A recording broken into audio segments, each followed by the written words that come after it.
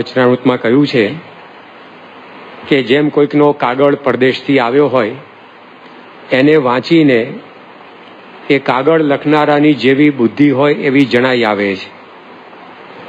એટલે કે પૂર્વે થઈ ગયેલી કે હયાત વ્યક્તિઓના અક્ષરો શબ્દો પરથી તેઓના વ્યક્તિત્વનો પરિચય આપણને મળે છે.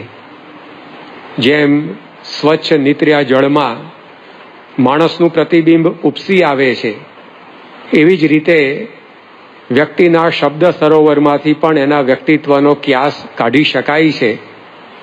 એ ન્યાયે સ્થૂળ અક્ષરના માધ્યમથી મૂળ અક્ષરના વ્યક્તિત્વને સમજવાનો આજે આપણે કેટલો પ્રયાસ કરીએ.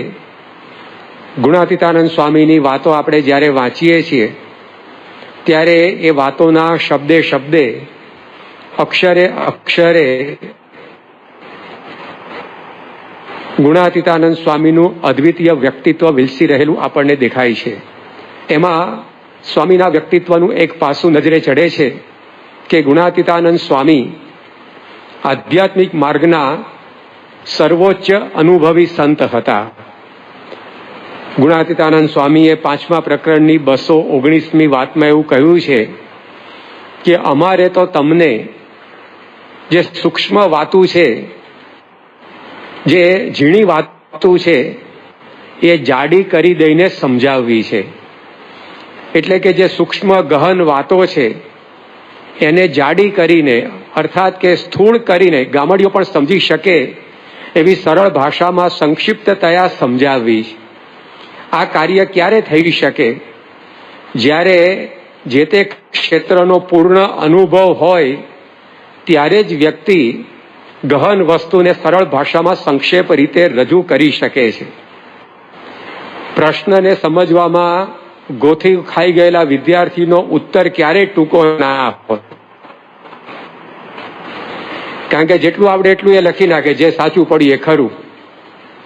રોગને પારખવામાં નિષ્ફળ ગયેલા ડોક્ટરનું પ્રિસ્ક્રિપ્શન ક્યારેય ટૂંકું ના હોય, એ 2-5 દવાઓ લખી કાઢે, જે લાગુ પડી તે ખરી. ઘણીવાર વક્તાઓના વક્તવ્યો લંબાઈ જાય છે સમય મર્યાદાથી વિશેષ. એનું એક કારણ એ હોય છે પાસે વિષયની સ્પષ્ટતા નથી, એટલે શું બોલવું, કેટલું બોલવું એનું એને જ્ઞાનભાન નથી રહેતું. પરંતુ ગુણાતીતાનંદ સ્વામીની વાતોમાં આપણે જોઈએ છીએ કે એ સર્વોચ્ચ અનુભવી હતા, એટલે સાર માત્રને સંક્ષેપમાં રજૂ કરી શક્યા છે. સાંખ્ય શાસ્ત્ર ભારતની અંદર 6 દર્શનોમાંનું એક ગણાય છે, પરંતુ એ શાસ્ત્રને એક વાક્યમાં સમેટી લેતા ગુણાતીતાનંદ સ્વામી બોલ્યા, પહેલા પ્રકરણની 108મી વાત, ધર્મશાળા હતી તે પાડીને નવી કરી, તે જૂની હવે દેખાતી નથી. એમ પ્રકૃતિનું કાર્ય માત્ર નાશ કરી નાખવું, એનું નામ સાંખ્ય. સૂત્રમાં શાસ્ત્ર સ્વામીએ સમજાવી દીધું. પહેલા પ્રકરણની 174મી વાતમાં ગુણાતીતાનંદ સ્વામી કહે છે, પ્રકૃતિના કાર્યમાં મને કરીને માલ ન માનવો એ છેલ્લો જન્મ.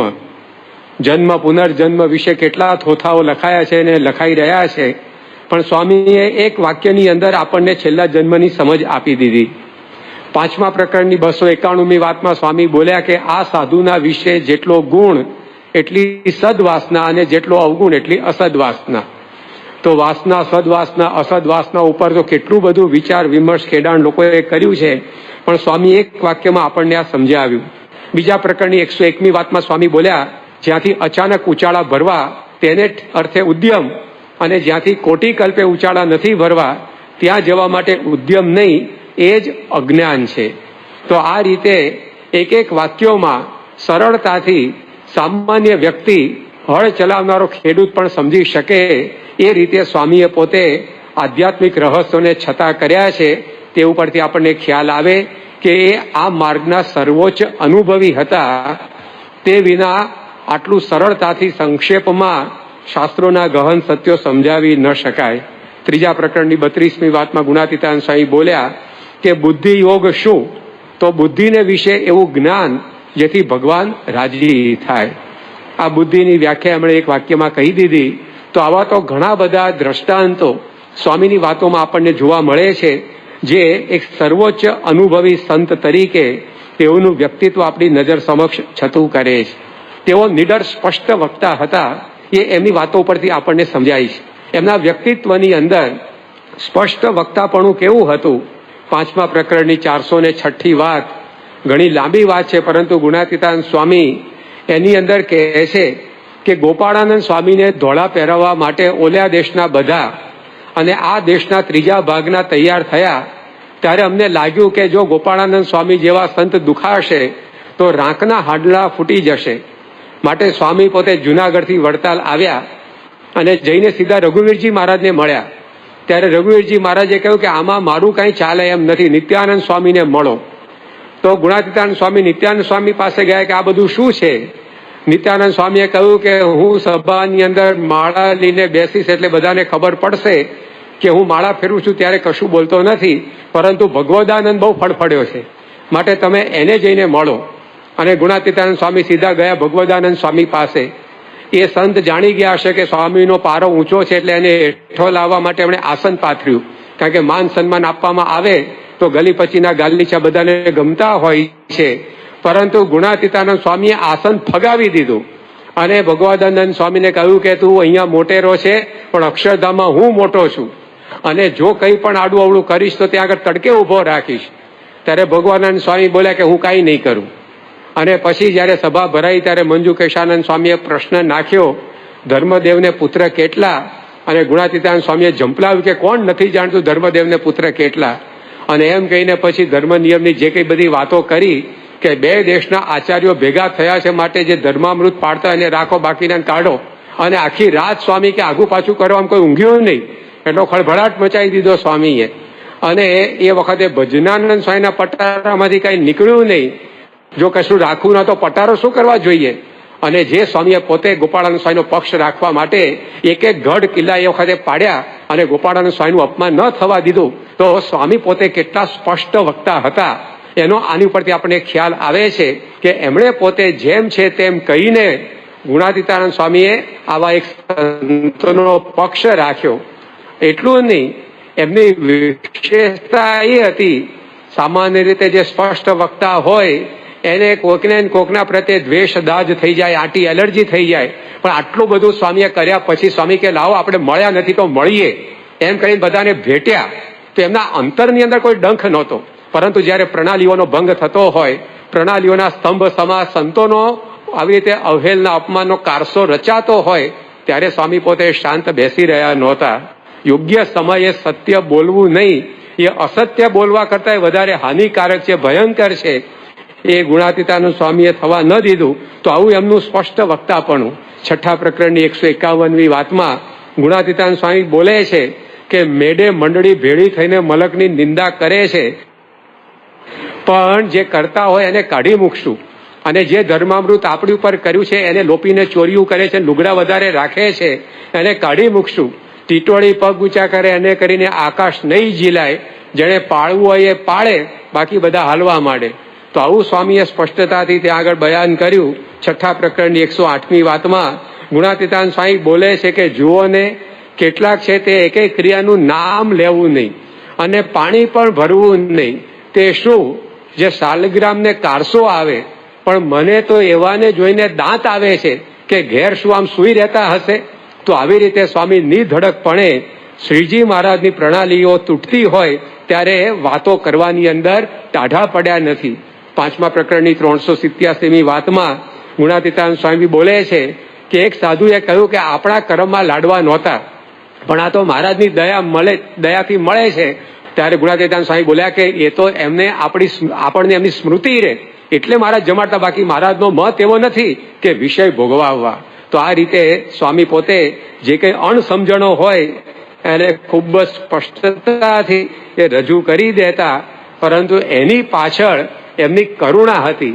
તો સ્વામીએ પોતાના શબ્દોના ટાંકણે આવા તિખારા જરૂર વેર્યા છે, પરંતુ એ ટાંકણે ઘડાયેલા જૂનાગઢી સંતો જેને જોઈને લોકોના અંતરમાં શાંતિ થતી, પરંતુ ગુણાતીતાનંદ સ્વામીએ આવા સ્પષ્ટ વક્તા થઈને શ્રીજી મહારાજના સિદ્ધાંતો, એમની પ્રણાલિકાઓ, એમની રીતિનીતિ એનું રક્ષણ કર્યું છે.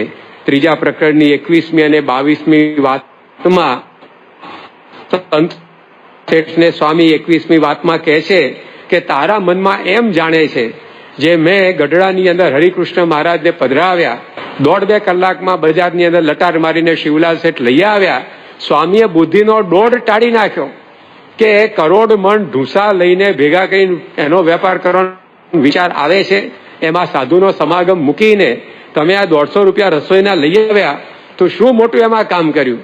તો સ્વામીના જીવનની અંદર લેશ પણ લલો ચપ્પો કોઈના વિશે એમણે રાખ્યો નથી અને સ્પષ્ટપણે જે સમજણ હતી એ ચિંધી છે.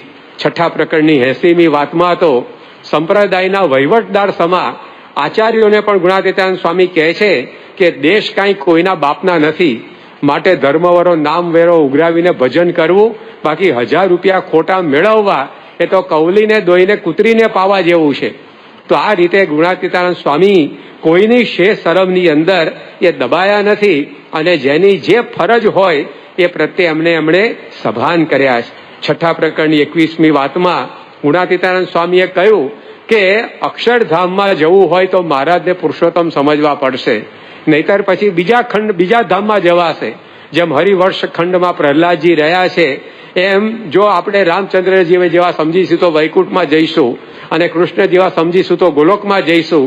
આમ સ્વામી વાત કરતા હતા ત્યારે કોકે કહ્યું કે ભગવાનના ધામ તો ભાઈ બધા સરખા, અમથું શું કૂટો છો? ત્યારે ગુણાતીતાનંદ સ્વામી કે સરખું કેમ કહેવાય? તારા અને ચંદ્રમાં કોઈ દિવસ સરખા ન કહેવાય, રાજાનો ઉમરાવ અને રાજા કોઈ દાડ સરખા ન કહેવાય, અને તીર ને તીરનો નાખનારો કઈ સરખા નથી. એમ શ્રીજી મહારાજ એ અવતારોથી જુદા છે અને અધિક છે એમ કહીને વચનામૃતની અંદરથી ગુણાતીતાનંદ સ્વામીએ વંચાવડાવ્યું કે જે આવી રીતે મહારાજ અને બીજા અવતારને સરખા ગણે કે મોટા એકાંતિક સંત અને બીજાને સરખા ગણે એ વિમુખ છે. અને એમ કહીને વાતમાં છેલ્લે લખે છે કે આવું વંચાવીને એ બોલનારને પાછો પાડ્યો. તો આવી રીતે ગુણાતીતાનંદ સ્વામીએ હંમેશા પોતાના જીવનની અંદર શ્રીજી મહારાજને કેન્દ્રમાં રાખી અને સંપ્રદાયની સુરક્ષા માટે સ્પષ્ટ વક્તાપણું વાપર્યું છે. એમની વાતોમાંથી આપનું આ વ્યક્તિત્વનું પાસું આપણને દેખાય છે. 6ઠા પ્રકરણની 38મી વાતમાં ગુણાતીતાનંદ સ્વામી બોલે છે કે એક જણાએ સમયાની અંદર રામકથા વાંચી, તેમાં 7 કાંડમાં ક્યાંય મહારાજનું નામ આવે છે? વળી એક જણાએ ભગવદ્ ગીતાની કથા કરી, તે એમાં કઈ સ્વામિનારાયણનું નામ આવે છે? એનો નિશ્ચય તો સૌને છે જ. આમ કહીને ગુણાતીતાનંદ સ્વામીએ શ્રીજી મહારાજ વિશેની પતિવ્રતાની ભક્તિનો આવી રીતે દ્રઢતાપૂર્વક સદબોધ આપ્યો.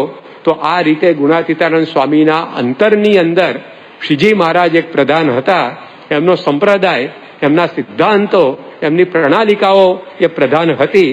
તો એને સાચવવા માટે એમણે પોતે આવું સ્પષ્ટ વક્તાપણું પોતાના જીવનમાં બતાવ્યું છે. એનો અર્થ એવો નથી જેમ આગળ આપણે કહ્યું એમ સ્વામીને કોઈનો મહિમા નહોતો.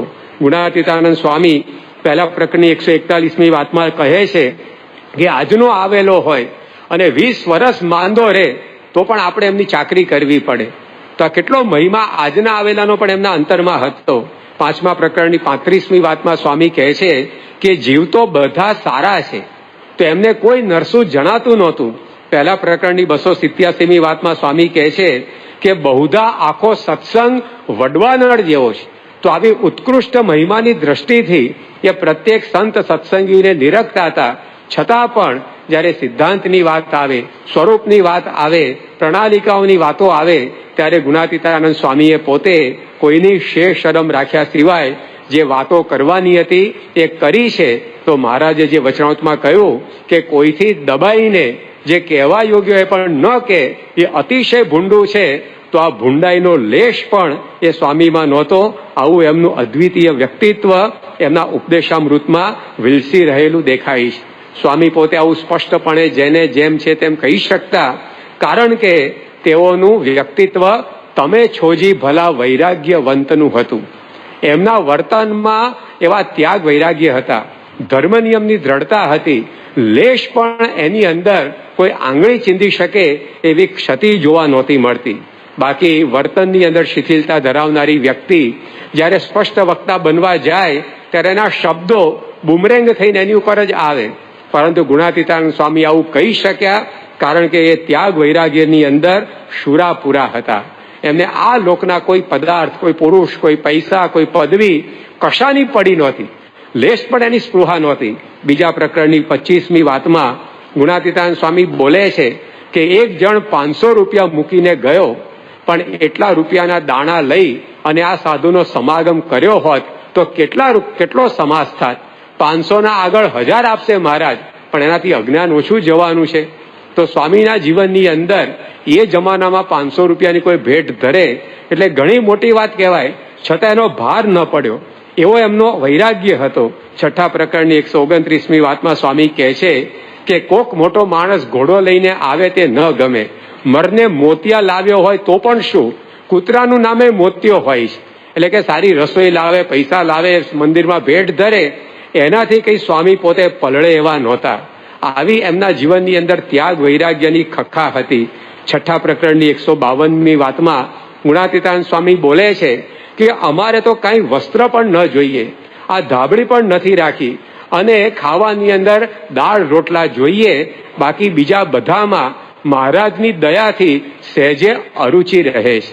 તો દાળ રોટલા સિવાય એને કોઈ ભોજનની અંદર રુચિ નહીં, કોઈ વસ્ત્ર આભૂષણની અંદર રુચિ નહીં. છઠ્ઠા પ્રકરણની 59મી વાતમાં સ્વામી બોલે છે કે આમાં આટલું રહ્યા, પરંતુ વનમાં રહેવું ગમે, એક ટાણું રોટલા જોઈએ, બાકી આ રીતે ગોદડી પણ ન જોઈએ. અને આ રીતે સ્વામીએ પોતાની રુચિ ત્યાં પ્રદર્શિત કરી. છઠ્ઠા પ્રકરણની 128મી વાતમાં ગુણાતીતાનંદ સ્વામી બોલ્યા કે અમારે આટલું આસન પણ નહોતું રાખવું, પરંતુ આ સાધુએ કહ્યું એટલે રાખ્યું, પણ એ ન ગમે. બીજા બધાએ નાખી આપ્યું એટલે સ્વામી કે અમે રાખ્યું છે તે ગઢ પણ સારું, પરંતુ પૃથ્વી જેવું કશામાં સુખ નહીં, અને વાહન પણ જેવું તેવું હોય તે અમને ગમે. તો આ પ્રકારની એમની ત્યાગ વૈરાગ્યની પ્રકૃતિ. છઠ્ઠા પ્રકરણની 129મી વાતમાં સ્વામી બોલ્યા કે માંદો થાવ ત્યારે પણ ઘીવાળી લાપસી ન ભાવે. તો માંદગીની અંદર પણ એમને સ્વાદુ સારું, સારા પદાર્થો પર કોઈ રુચિ નહીં. છઠ્ઠા પ્રકરણની 179 વાતમાં સ્વામી કહે છે કે આ જોને અમારા પગ દાબી દઈએ એમ છે, ઢોલિયા ગાટલા પાથરી દઈએ એમ છે, પરંતુ અમારે કાંઈ જોઈએ નહીં. તો આ રીતે એમના જીવનમાં આવો ત્યાગ અને વૈરાગ્ય, ધર્મ નિયમની દ્રઢતા, મહારાજની આજ્ઞા પ્રમાણેનું સારધાર વર્તન હતું, એ એમના બધા શબ્દો ઉપરથી આપણને દેખાય છે. એમને પગ દાબી દેવા સેવકો હતા, છતાં પણ એમના ચરણ તો બાવળની શૂળ પણ કરડ કરડ કરતી તૂટી જાય એવા રહ્યા. કેટલા સાવધ સાધકે હશે! એમને ઢોલિયા ગાદલા પાથરી દેવા લોકો હતા, છતાં પણ એમનું આસન તો સભા મંડપના થાંભલાનો ટેકો જ રહ્યો. કેટલું સ્વામીશ્રીનું જીવન એ જાગૃતિની અંદર વીત્યું હશે એનો આપણને ખ્યાલ આવે. જે કહીએ એમ કરી દઈએ એમ છે, એમ સ્વામી બોલે છે, છતાં પણ કે એમ કરે એવા સેવકો, શિષ્યો તૈયાર હોવા છતાંય ગુણાતીતાનંદ સ્વામીના ભોજનમાં છાશ રોટલા ને દાળ રોટલા જ રહ્યા. તો આવી પ્રકારે પોતાના વર્તનની અંદર પણ શુરાપુરા સ્વામી હતા, એટલે જ એ પોતે અન્યને પણ સ્પષ્ટપણે કહી શકતા. તો આ પણ એમના વ્યક્તિત્વની વિશેષતા એ આપણને જણાય છે. ગુણાતીતાનંદ સ્વામીની પ્રકૃતિ એ અત્યંત વિચારશીલ હશે, એ પણ એમની વાતો વાંચતા આપણને દેખાય છે. ગુણાતીતાનંદ સ્વામી પહેલા પ્રકરણની 35મી વાતમાં કહે છે કે જેમ વેદ વ્યાસે આલોડ્ય સર્વશાસ્ત્રાની શ્લોક લખીને કહ્યું કે આ સર્વશાસ્ત્રનો સિદ્ધાંત છે, તેમ અમે પણ સર્વશાસ્ત્રનો સિદ્ધાંત એ સાધુનો સંગ છે એમ કાઢ્યું. તો જેમ વેદ વ્યાસે શાસ્ત્રોનું આલોડન કર્યું, એમ ગુણાતીતાનંદ સ્વામી પણ એવા વિચારશીલ પ્રકૃતિના હતા, અને એમણે આ શાસ્ત્ર માત્રનો સાર આપણા હાથમાં મૂક્યો. પાંચમા પ્રકરણની 41મી વાતમાં 18,000 શ્લોકના ભાગવતનો સાર સમજાવતા ગુણાતીતાનંદ સ્વામી કહે છે કે જેમ સુખદેવજીએ પરીક્ષિતને કહ્યું કે ગર્ભમાં જેણે તારી રક્ષા કરી છે એ ભગવાનને તું સંભાળ, સ્વામી આ વાત કરીને બોલ્યા કે સર્વે ભાગવતનો સાર આટલી વાત છે. ત્રીજા પ્રકરણની 17મી વાત ગુણાતીતાનંદ સ્વામી કહે છે કે મહારાજે અનંત પ્રકારની વાતો જીવના કલ્યાણને અર્થે પ્રવર્તાવી, પરંતુ એ અનંત વાતોમાંથી સ્વામીએ સાર શોધ્યો અને આપણને આપ્યો કે 4 વાતો જીવનું જીવન છે: આજ્ઞા, ઉપાસના, એકાંતિકમાં પ્રીતિ અને ભગવદી સાથે સુરતપણું. તો આ રીતે અસંખ્ય શબ્દોમાંથી સાર કાઢવા સ્વામીશ્રીની વિચારશીલ પ્રકૃતિ હતી. નિરીક્ષીરનો વિવેક કરી જાણે એવા એ પોતે હતા. બીજા પ્રકરણની 32મી વાતમાં ગુણાતીતાનંદ સ્વામી બોલે છે કે દ્રવ્ય છે તે 5 વિષયનું કારણ છે, અને જેમ જેમ મળે તેમ વિષયને અર્થે ઉદ્યમ થાય છે. એટલે જે કંઈ પણ ઉદ્યમ વ્યક્તિ કરે છે એનું ચાલક બળ એ દ્રવ્ય છે, ધન છે. સ્વામીની આ વાતને આધુનિક વિચારકો પણ ટેકો આપે છે. કાર્લ માર્ક્સ એવું બોલ્યા છે કે money is the motive force of the world. પૈસો એ આ જગતનું ચાલક બળ છે. આજના વિદ્વાનો જે કે એ સ્વામી પોતે પણ એ સમયે બોલ્યા છે.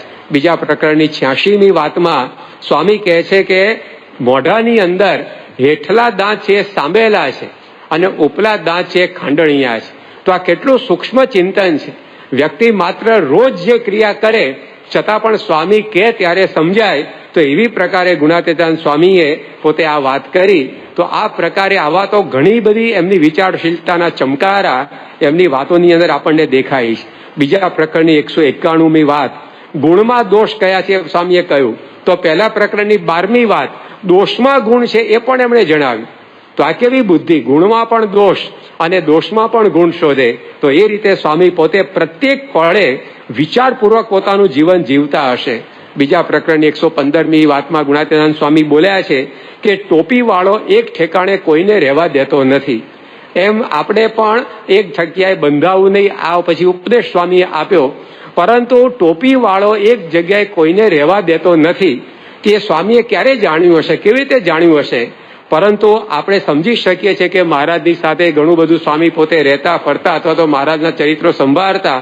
તો મહારાજને અંગ્રેજ અમલદારો જુદા જુદા સમયે મળતા હતા અને જુદા જુદા સમયે અંગ્રેજ અમલદારો મહારાજને મળ્યા હોય ત્યારેના વાતો પ્રસંગો એની પણ સમુદાયની અંદર ચર્ચા થતી હોય અથવા તો કેટલાક પ્રસંગે સ્વામી પણ કદાચ એ પ્રસંગોમાં હાજર હોય.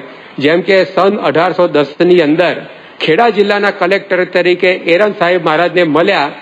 એ જ એરન 9 વર્ષ પછી અમદાવાદના કલેક્ટર તરીકે સન 1819માં મહારાજને મળ્યા અને એ જ એરન 6 વર્ષ પછી સન 1825માં સુરતના કલેક્ટર તરીકે મહારાજને મળ્યા. તો 15 વર્ષમાં 3 બદલી થઈ. એના ઉપરથી સ્વામી અનુમાન લગાવ્યું હશે કે ટોપીવાળો એક ઠેકાણે કોઈને રહેવા દેતો નથી. એન્ડરસન એ નામનો અંગ્રેજ અમલદાર સન 1810માં ખેડા જિલ્લાના મુકાદમ તરીકે મહારાજને મળ્યો. એ જ એન્ડરસન 1825માં પાછા સુરતના અમલદાર તરીકે મહારાજને મળ્યા. તો આ રીતે સ્વામીએ પોતે જે કંઈ આ જોયું એમાંથી આ તારણ કાઢ્યું અને આપણને ક્યાંય બંધાવવું નહીં એવો સુંદર ઉપદેશ આપ્યો છે. તો આ પ્રકારે ગુણાતીતાનંદ સ્વામી એક અત્યંત વિચારશીલ પ્રકૃતિના હશે એનો આપણને ખ્યાલ આવે. 6ઠા પ્રકરણની 25મી વાતમાં સ્વામી બોલે છે કે 4 ઘાંટી મેં આ જીવની વિચારી રાખી છે. એટલે કે 4 વિઘ્નો, અનંત વિઘ્નો છે સાધક માટે, મુમુક્ષુ માટે, પરંતુ એમાંથી 4 મુખ્યને સ્વામીએ આપણને તારવી આપ્યા. It is better to know some of the questions than all of the answers. અંગ્રેજીમાં કહે છે કે બધા જવાબ જાણવા કરતા અમુક સવાલો પણ સમજવા જરૂરી હોય. એમ અમુક વિઘ્નોને પણ આપણે ઓળખવા પડે. તો એ વિઘ્નોથી આપણે ચેતી શકીએ, બચી શકીએ. તો સ્વામી એવા 4 વિઘ્નો પણ આપણને ઓળખાવ્યા. તો આવું તો ઘણું બધું સ્વામીશ્રીનું વિચારશીલ વ્યક્તિત્વ એમની વાતોના શબ્દે શબ્દે પથરાયેલું જોવા મળે છે. ગુણાતીતાનંદ સ્વામી પોતે અત્યંત ઓતપ્રોત છતાં પણ અત્યંત અલિપ્ત પ્રકૃતિ ધરાવતા હતા. એ પણ એમની વાતો સાંભળતા વાંચતા આપણને સમજાય છે. 3જા પ્રકરણની 65મી વાતમાં ગુણાતીતાનંદ સ્વામી બોલ્યા કે અમારે તો હજારો ક્રિયા કરાવવી પડે પરંતુ એનો અંતરની અંદર લેશ ભાર નહીં. તો આ પ્રકારે હજારો ક્રિયા કરાવવી પડે એટલે કેટલા ઓતપ્રોત થતા હશે, છતાં પણ અંતરની અંદર સ્વામી કે ભગવાન સિવાય બીજું કાંઈ નહીં. 6ઠા પ્રકરણની 108મી વાતમાં ગુણાતીતાનંદ સ્વામી બોલ્યા કે આ અમને તો આમ જોઈએ ને ભગવાન દેખાય છે, આંખ પણ મીચવી ન પડે એટલો ભગવાનનો સાક્ષાત્કાર, પરંતુ સ્વામી કે બીજાની સેવા પણ અમારે કરવાની છે. તો આ પ્રકારે સેવાની અંદર ઓતપ્રોત અને છતાં પણ ભગવાનની અંદર એ સંલગ્ન અલિપ્ત સેવાથી એ સ્વામી પોતે હતા. 6ઠ્ઠા પ્રકરણની 149મી વાતમાં સ્વામી પોતે બોલ્યા કે આ નવી વાડી કરી તે ત્યાં જવાનું બહુ ગમે, કારણ કે વન પર્વત વાડીમાં રહેવું એવી રુચિ, પરંતુ મહારાજની આજ્ઞા છે એટલે આ કારખાના થયા, ધર્મશાળા થઈ, એટલે કોટિક વિચાર કરવા પડે પરંતુ અંતરમાં કાંઈ નહીં એવો મારો સ્વભાવ છે. તો એક બાજુ ફૂલ ફ્લેજેડ પ્રવૃત્તિ અને બીજી બાજુ અંતરમાં કશું જ નહીં. જે પોતે બોલતા કે બેલા બાર ખડકવા, હૈયા પર ન ખડકવા, તો એમણે પોતાના જીવનમાં ચરિતાર્થ કરી બતાવેલું. તો આ 2 વિરોધાભાસી ગુણો ઓતપ્રોત થવું અને છતાંય અલિપ્ત રહેવું એ સ્વામીએ પોતે સિદ્ધ કરી બતાવેલું, કારણ કે સાક્ષાત બ્રહ્મનું સ્વરૂપ હતા. પોતે એવા વ્યવહાર કુશળ પણ હશે એ પણ એમની વાતો વાંચતા આપણને દેખાય છે. 5મા પ્રકરણની 370મી વાતમાં ગુણાતીતાનંદ સ્વામી કહે છે કે કેટલાક એમ બોલે છે કે સ્વામીને વ્યવહાર ચલાવતા આવડતું નથી, અને કોક ન માને એવો હોય તો હું પણ કહું કે હા ભાઈ નથી આવડતું, પરંતુ વ્યવહાર તો સ્વામીએ જેવો ચલાવ્યો એવો કેને ચલાવ્યો નથી. તો આ રીતે કેટલી બધી વ્યવહાર કુશળતા એમનામાં હતી. 1 પ્રકરણની 273મી વાત એની સાક્ષી પૂરે છે. સ્વામી કે આ મંદિરમાં હજી સુધી ખરડો તો કર્યો જ નથી. ખરડા વગર મંદિર ચલાવવું એટલે કેવી રીતે ચાલે એ તો જે જવાબદાર સંતો એને ખબર પડે, પરંતુ સ્વામી પોતે એવા વ્યવહાર કુશળ હતા કે એમને ખરડા કરવાની જરૂર ન પડે અને મંદિરોના વ્યવહાર ચલાવ્યા. એટલે જ ગોપાળાનંદ સ્વામી ગઢડાની અંદર બોલ્યા હતા કે શ્રીજી મહારાજે જુદા જુદા મંદિરોના મહંતો નિમ્યા, પરંતુ ખરો વ્યવહાર તો ગુણાતીતાનંદ સ્વામીને ચલાવતા આવડ્યો. કેમ કે એમણે નાગરોની ઉપાધિમાં રહીને મંદિર પૂરું કર્યું, મંદિરનો વ્યવહાર સુધાર્યો, સાધુ હરિભક્તોને ધર્મ નિયમમાં વર્તાવ્યા, રઘુવીરજી મહારાજને રાજી કર્યા અને અખંડ કથા વાર્તા કરીને મહારાજની મૂર્તિને એક ક્ષણ માત્ર ભૂલ્યા નથી. તો આ સ્વામીની વ્યવહાર કુશળતા હતી. તો આવા તો ઘણા બધા નમૂના એમના ઉપદેશામૃતમાં આપણને દેખાય છે કે જે એમનું વ્યવહાર કૌશલ્ય પણ અદ્વિતીય હતું એ જણાવે છે. ગુણાતીતાનંદ સ્વામીના અંતરમાં મત્સરનો લેશ નહોતો. કારણીના 6ઠ્ઠા વચનામૃતમાં મહારાજે કહ્યું કે નિર્મત્સર એવા જે સંત એ ભાગવત ધર્મના અધિકારી છે. તો ગુણાતીતાનંદ સ્વામીમાં આ લક્ષણ મૂર્તિમાન હતું. એ એમના ઉપદેશામૃતનું પાન કરતા આપણને પ્રતિપળ પ્રત્યેક ઘૂંટડે દેખાય છે.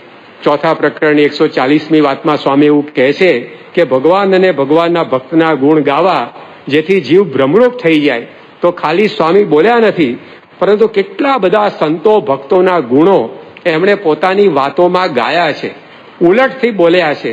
અને એટલું જ નહીં, પરંતુ પોતાના સમકક્ષ હોય, પોતાથી નાના હોય, પોતાથી મોટા હોય વયે કરીને એ બધાના ગુણોની પ્રશંસા સ્વામીએ પોતે એમની વાતોમાં કરી છે. 1 પ્રકરણની 68મી વાત ગુણાતીતાનંદ સ્વામી બોલ્યા કે નિરંજનાનંદ સ્વામી પાસે બેસીએ તો અંતર ટાઢું થઈ જાય. હવે નિરંજનાનંદ સ્વામીના કોઈ પ્રસંગો સંપ્રદાયના ગ્રંથોમાં વિશેષ આપણને જોવા મળતા નથી. એ પરથી આપણે અનુમાન કરી શકીએ કે કોઈ એવા મોટા પરમહંસ તો નહીં હોય, જેમ મુક્તાનંદ, બ્રહ્માનંદ, નિત્યાનંદ વગેરેને નામો આપણને દેખાય. છતાં પણ આવા સંતના જીવનમાંથી પણ સ્વામીએ પોતે આવો ગુણ એ શોધ્યો. 1 પ્રકરણની 191મી વાતમાં સ્વામી બોલ્યા કે એક શબ્દે કરીને સ્વરૂપાનંદ સ્વામી જેવાને જ્ઞાન થાય, અને આપણને તો કરોડ શબ્દે કરીને જ્ઞાન થાય. હવે ગુણાતીતાનંદ સ્વામી 5મા પ્રકરણની 69મી વાતમાં એવું બોલે છે કે અમને પુરુષોત્તમપણાની વાત તો ગોપાળાનંદ સ્વામીએ કરી નથી, અમે તો અમારી મેતે સમજ્યા છે. તો એમને તો એક શબ્દ સાંભળવાની જરૂર નહોતી. સ્વરૂપાનંદ સ્વામીને તો એક શબ્દ સાંભળવાની જરૂર હતી, પરંતુ સ્વામીને તો એક શબ્દની જરૂર નહોતી. સ્વયંભૂ એમને જ્ઞાન હતું, છતાં પણ પોતાની વિશેષતાને દાબીને એવી વિશેષતા બીજાની વખાણવી એ બહુ મોટી વાત છે. એ નિર્મત્સરપણું હોય તો સંભવે. 3જા પ્રકરણની 57મી વાતમાં ગુણાતીતાનંદ સ્વામી બોલ્યા કે કૃપાનંદ સ્વામી તો ગંગા જેવા, જેમ ગંગાનો પ્રવાહ 4 ગામમાં ચાલ્યો જાય અને કોઈથી પાછો હટે નહીં, એમ કૃપાનંદ સ્વામીની વૃત્તિ ભગવાનમાંથી કદી પણ પાછી હટે નહીં. હવે સ્વામી માટે સ્વયં લખાયું છે કે મહાધ્યાનાભ્યાસમ વિદધત મજસ્રમ ભગવત. તો આ સ્વામી તો પોતે અખંડ ભગવાનમાં વૃત્તિ રાખે એવા હતા. એમની વૃત્તિ પણ ક્યારે પાછી પડે એવી નહોતી, પરંતુ પોતાની વિશેષતાને ઢાંકીને સ્વામી પોતાના સમકક્ષ પરમહંસોની વિશેષતાઓ ગાઈ છે. 1 પ્રકરણની 282મી વાત એમાં સ્વામી બોલ્યા કે તેલ ધારા વૃત્તિ ભગવાનમાં રહે એ તો સ્વરૂપાનંદ સ્વામી જેવાને રહે, આપણે ન રહે. પણ ગુણાતીતાનંદ સ્વામી માટે શું લખાયું છે? તીન બ્રહ્મચાર્ય લખ્યું છે કે હરિમ તૈલાસારમ પ્રતિનિધિ મથાગ્રે નિજ દૃશો, કે સ્વામી પોતે પણ તેલ ધારા વૃત્તિ રાખતા, છતાં પણ એવી ને એવી વિશેષતા બીજા સંતોની આપણે પ્રશંસી છે, પોતાના ગુણોની વાત કરી નથી. 1 પ્રકરણની 224મી વાત સ્વામી બોલે છે કે કૃપાનંદ સ્વામી જેટલું આપણામાં બળ નહીં, માટે આપણે મોટાના પ્રમાણે કરવાનો વાદ મૂકીને 11 નિયમ પાળવા એટલે એમના જેવું બળિયું થવાશે. તો આ પ્રશંસા એમણે કરી. પહેલા પ્રકરણની 307મી વાતમાં ગુણાતીતાનંદ સ્વામી બોલ્યા કે આપણામાં વિષયની અરુચિ તો નિષ્કુળાનંદ સ્વામી, કૃપાનંદ સ્વામી, માવો ભક્ત, રણછોડજી ઉનાવાળા એવા ઘણાકની અંદર હશે. તો શું સ્વામીને નહોતી? એના માટે પણ લખાયું છે કે અનાકૃષ્ટાયો આત્મા, કે આ ભુવનની અંદર અતિ રમણીય વિષયમાં જેનું ચિત્ત અનાકૃષ્ટ છે, લોભાતું નથી, છતાં પણ વિષયની અરુચિમાં સ્વામી પોતે આવા સંતો ભક્તોને સંભાળે છે. પહેલા પ્રકરણની 331મી વાત સ્વામી કહે છે કે કૃપાનંદ સ્વામી અને નિષ્કુળાનંદ સ્વામીનું મહારાજને વિશે સ્ત્રીના જેવું હે. તો સ્વામીને ક્યાં ઓછું હતું? ખાલી લીલી ધ્રો જોઈને પોતે મૂર્છાવશ થઈ ગયા કે મહારાજ આપણું જીવન અને એ ગયા. તો સ્વામી પોતે પણ એવું હેત મહારાજ વિશે ધરાવતા હતા, છતાં પણ સ્વામીએ પોતાના સહાધ્યાયી સહવાસી સંતો એના બધા આવા ગુણગાન ગાયા છે. તો એ મત્સર લેશ ન હોય તો આ વસ્તુ સંભવી શકે. બીજા પ્રકરણની 173મી વાતમાં ગુણાતીતાનંદ સ્વામી બોલ્યા કે કૃપાનંદ સ્વામી, મુક્તાનંદ સ્વામી, ગોપાળાનંદ સ્વામી એ કોઈથી ન જીતાય. બીજા બધાને સેવાથી ને પદાર્થથી જીતી શકાય, પરંતુ આમને ન જીતાય. ત્રીજા પ્રકરણની 57મી વાત ગોપાળાનંદ સ્વામી કહે છે કે દરિયા જેવા અનંત જીવને સુખિયા કરી નાખે. પાંચમા પ્રકરણની 82મી વાતમાં સ્વામી બોલ્યા કે આત્માનંદ સ્વામી, કૃપાનંદ સ્વામી, ગોપાળાનંદ સ્વામી એ વચનના અધ્ધર ઝીલનારા કયા છે. તો સ્વામીએ કયું વચન હેઠું પડવા દીધેલું? જુનાગઢ જેવા કોઈ તૈયાર થતું નહોતું. સ્વામી પોતે નીકળી પડ્યા મહારાજનું વચન અધ્ધર ઝીલીને, છતાં પણ પોતાની આવી ગુણ સંપદા એની ઉપર એ ઢાંકણ મૂકીને સ્વામી આવા ગુણો બીજામાં હોય એમને પ્રશંસે છે. પાંચમા પ્રકરણની 273મી વાત અડગ નિષ્ઠાની કરતા સ્વામી કહે છે કે અડગ નિષ્ઠા નિત્યાનંદ સ્વામી જેવી રાખવી કે મહારાજે પોતે ફેરવ્યા છતાં પણ ફર્યા નહીં. બીજા પ્રકરણની 110મી વાત સ્વામી બોલ્યા કે સંસારનું બંધન તો શું, એથી અનેક ગણું બંધન કાપીને સર્વ નિવાસાનંદ સ્વામીએ મોટા સંતનો સમાગમ કર્યો. પહેલા પ્રકરણની 323મી વાતમાં સ્વામી બોલ્યા છે કે મુક્તાનંદ સ્વામી જેવા મોટા સાધુ હોય એ વાત કરે તો 2000 માણસની સભા બેઠી હોય, સૌના પ્રશ્નના ઉત્તર થતા જાય. તો સ્વામીની વાતોનો એવો જ પ્રભાવ હતો. શુકાનંદ સ્વામી જેણે મહારાજનું કથામૃત ભર પેટ માણેલું એ સુરતની અંદર સ્વામીની વાતો સાંભળીને બોલ્યા હતા કે મહારાજની વાતોથી જેટલો સમાસ થાય છે એટલો આ ગુણાતીતાનંદ સ્વામીની વાતોથી સમાસ થાય છે. પરંતુ પોતાની વિશેષતાને પાછળ પાડી અને મુક્તાનંદ સ્વામીની વખાણ સ્વામીએ કર્યા. પહેલા પ્રકરણની 190મી વાત એમાં સ્વામી બોલ્યા કે દેહનો ભાવ ન જણાય એવા તો સ્વરૂપાનંદ સ્વામી, બાકી બીજા બધાને જણાય. હવે સ્વામીમાં ક્યાં દેહનો ભાવ હતો? દેહનો ભાવ હોય તો બાવળની શૂળ કરડ કરડ કરતી તૂટી જાય કોઈ દિવસ. દેહનો ભાવ હોય તો પેટ ઉપર કાળો દોરો આવે કોઈ દિવસ.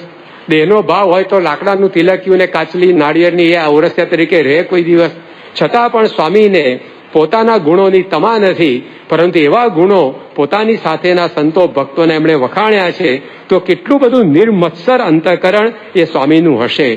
સ્વામી પોતે અત્યંત નમ્ર હતા. એ નમ્રતાની સાક્ષી એ છઠ્ઠા પ્રકરણની 51મી વાત પૂરે છે. સ્વામી કે ધૂળ જેટલો પણ જેમાં માલ નથી એની આગળ પણ અમારે હાથ જોડવા પડે છે, કારણ કે મહારાજને રાજી કરવા છે. મહારાજને રાજી કરવાના તાલની કેટલી પરાકાષ્ઠા કે ધૂળ જેવો માણસ હોય એની આગળ પણ સ્વામી પોતે હાથ જોડીને કામ લેતા. સાથે નમ્રતાની જોડે કેટલી નિખાલસતા હતી. પાંચમા પ્રકરણની 231મી વાતમાં સ્વામી બોલ્યા છે કે મને રૂપિયા કે કોરીના નામાની કાંઈ ખબર પડે નહીં, અને એકવાર ઘી જોખવાનું થયું તે શેરની જગ્યાએ બશેર જોખી આપ્યું, અને તાળું વાસવાનું થયું તે સાંકળ માર્યા વગર નકુચાન તાળું માર્યું. તો આવી રીતે પોતાના મનુષ્ય ચરિત્રની વાત કરી. હવે એક બાજુ વ્યવહાર તો સ્વામીએ જેવો ચલાવ્યો કોઈએ ચલાવ્યો નથી એમ ગોપાલ સ્વામી કહેતા હોય, છતાં સ્વામી પોતે નિખાલસપણે આ પ્રકારની બધી વાતો કરી શક્યા છે. અને આટલી બધી ગુણ સંપત્તિ આ તો આપણે ખાલી હિમશેલાની ટોચની જેમ જોયું છે, પરંતુ સ્વામીની વાતોના પાને પાને ગુણાતીતાનંદ સ્વામીનું આવું અદ્વિતીય વ્યક્તિત્વ નિખરે છે. છતાં પણ સ્વામી પાંચમા પ્રકરણની 140મી વાતમાં બોલ્યા કે અમે એમ વર્ત્યા કે કોઈના કળિયામાં આવ્યા નહીં. તો કેટલા શાંત ધીર ગંભીર હશે. આટલા બધા ગુણો હોવા છતાં એનો કોઈ ખળભળાટ નહીં, કોઈ હુહાટો નહીં, અને એક કેવળ શ્રીજી મહારાજની મૂર્તિમાં નિમગ્ન રહીને સ્વામીએ પોતે વાતોનો અખંડ પ્રવાહ વેવડાવ્યો છે. ભગવાન જ એમનામાં રહીને બોલી ગયા છે. છઠ્ઠા પ્રકરણની 81મી વાતમાં એક હરિભક્તે ગુણાતીતાનંદ સ્વામીને કહ્યું કે સ્વામી બહુ વાતો થાય છે, આ પ્રમાણે જો રહેવાય તો કોઈ દુઃખ ન રહે. ત્યારે સ્વામી કે હું એકેય બોલતો નથી, આફુરી માહીથી કહેવાય છે. ત્યારે પેલા હરિભક્તે કહ્યું કે ભગવાન રહીને બોલાઈ જાય. સ્વામી કે હા એમ જ છે. તો શ્રીજી મહારાજ જ ગુણાતીતાનંદ સ્વામીમાં રહીને આ બધી વાતોનો પ્રસાદ એ આપણને વેચી ગયા છે. જેમ જેમ એ વાતોને આપણે વાગોળીએ છીએ, મમળાવીએ છીએ, તેમ તેમ સ્વામીનું આવું અપ્રતિમ વ્યક્તિત્વ એ આપણી નજર સામે ઉપસી આવે છે. એ ગુણાતીતાનંદ સ્વામીએ 5મા પ્રકરણની 67મી વાતમાં કહ્યું કે અમે ચિરંજીવી છીએ. તો એ જ ગુણાતીત પ્રતિભા આજે પણ આપણને પ્રમુખ સ્વામી મહારાજ દ્વારા માણવા મળી, અત્યારે મહંત સ્વામી મહારાજ દ્વારા માણવા મળી રહી છે. તો આપણે એમના ચરણોમાં પ્રાર્થના કરીએ કે આવું અદ્ભુત અલૌકિક અક્ષર બ્રહ્મનું તત્વ એ આપણને નયન ગોચર થયું છે. તો એમનો સેવા સમાગમનો લાભ લઈ આપણે પણ એવા અક્ષરરૂપ થઈ શકીએ. એ જ એમના ચરણોમાં પ્રાર્થના. શ્રી સ્વામિનારાયણ ભગવાનની